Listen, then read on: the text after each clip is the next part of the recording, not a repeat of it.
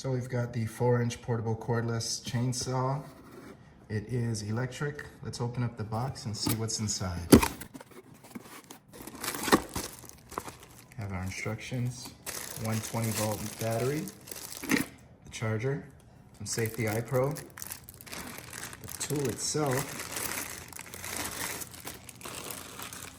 There's the little 4-inch, and a couple of tools to get us started, as well as some starter oil. So the tool came assembled already, but if you did have to disassemble it and service your tool for whatever reason, there are instructions for assembly. So you want to just ensure that it is a good fit and that the hex bolt is tightened.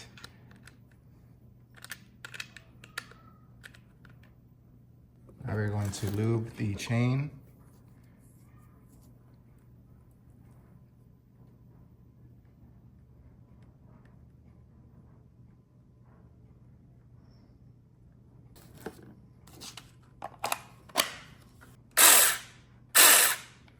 It does have a safety button here, so it will not operate if you just use the trigger. So you need to hold it in as you press the trigger for operation.